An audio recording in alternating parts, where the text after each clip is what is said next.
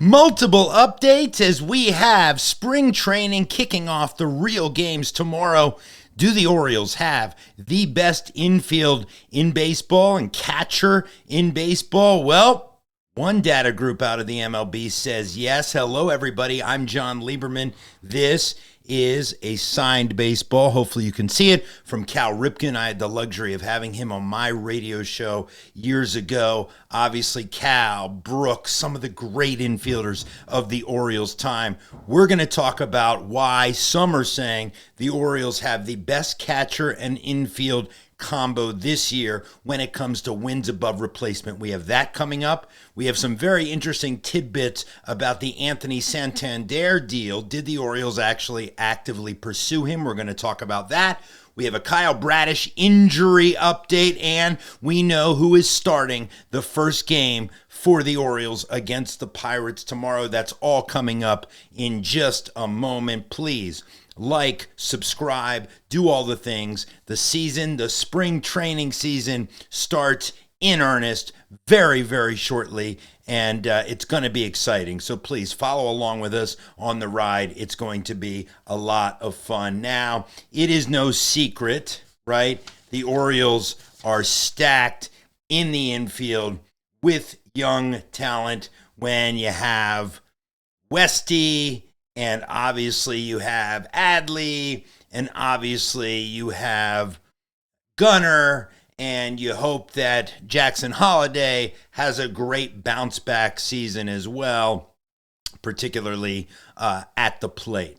But the question is, do the Orioles truly have the best catching and infield when it comes to wins above replacement? And ML Data Brooksgate just released a graphic showing the stats for different position groups around the league. And one group was infield plus catcher, and the Orioles were number one with a projected Fangraphs wins above replacement of 21.6. Let's break it down right now. I want to know if you agree. I think the Orioles have one of the best infields in baseball. I don't think it is probably the best, but if everybody lives up to their potential and gets at their highest form, then absolutely. I mean, but you could say that about any team, right? But this team has such potential, the sky really is the limit for this young group of players. I've said it before. I think it's going to come down to pitching, the pitching depth, and if Sagano can become, really a solid major league pitcher, which I believe he can and will. Albert Suarez, I think, is going to have a great season. We have a very strong bullpen. I believe Mike Elias has put together a lot of pieces. He spent a lot of money, and I think the depth of this team is more than we've seen in a very long time. But let's look at this wins above replacement for a moment, okay? And let's really break it down. So it's 21.6 is what Brooksgate has as the Orioles' total Fangraphs wins above replacement for infield and catcher. So let's start, I guess, with Adley. They're projecting Adley at a 4.6. That would put him much closer to, the very beginning of his career. And it could be a stretch, right? We'll have to see if he rebounds from that terrible second half in 2024. Obviously, he can do it. Let's hope he does do it. Then you look at Gunnar. Gunnar's numbers 6.7. That actually might be a low ball number because last year he was closer to 8. But of course that, Gunnar had just a lights out year, obviously finishing fourth in the MVP voting. So we're looking at Gunnar at a 6.7. Jordan Westburg, this is the biggest jump actually because he was 2.8 last year, now projected at 3.7.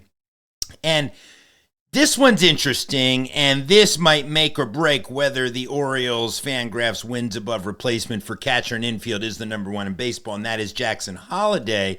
Last year he had a 0 a season ago, and this 2.4 pushes him a little bit above league average. Now, you're probably saying, well, of course Jackson Holliday is or should be a little bit above league average, but we just have to see how that's going to shake out. So I'm going to ask you, do the Orioles, this group of young guys in the infield, is this the best catcher infield combo in baseball? Comment and let me know in the comments if you believe with this. Now, let's get to all of the other quick updates as spring training is getting underway, starting with this man. Reports have now come out that before Anthony Santander signed his 5-year, $92.5 million contract with the Jays, he turned down an offer from the Orioles that didn't meet his asking price. That's what he told the Baltimore Sun this week. I don't think it's any surprise. It seems as if the Orioles from the jump kind of weren't all in on Santander. They were never going to pay $92 million over 5 years. But if you read between the lines, it seems that the Orioles didn't aggressively pursue Santander. What do you think about that? Comment. And I know somebody's going to comment and say, well, Vlad Guerrero next year, free agent. We're not getting Vlad Guerrero, okay? The Orioles aren't going to pay that price. We're not getting Vlad Guerrero, so let's just put that out of our heads for a second. So that's the Anthony Santander update. Also, though, good news on Kyle Bradish. So Mike Elias, quoted at spring training, as saying that he believes that his expectation is Bradish is back in the second half. The way he said it made it seem, if you read between the lines, that we're not looking at, say, July, late July. I'm going to put it in more of the August run. So right down the stretch, Bradish may be that shot in the arm that the Orioles rotation needs. I think you're looking at August or September at this point, but it doesn't sound like he's had any setbacks yet, and that is definitely a huge plus.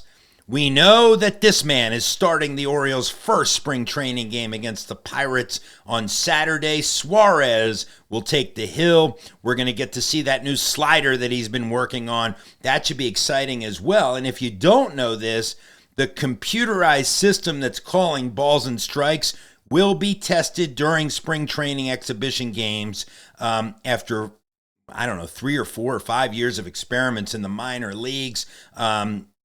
Rob Manfred, the commissioner of baseball, he's an advocate of this automated ball strike system.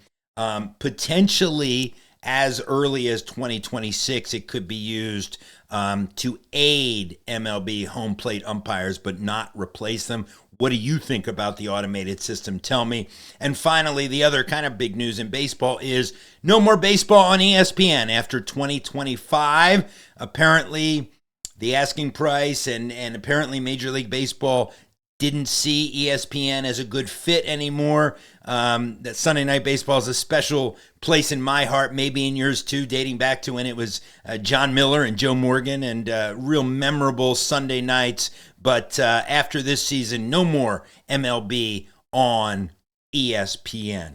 I'm Jon Leiberman. This is Orioles Digest. We're with you all season, and we'll see you soon.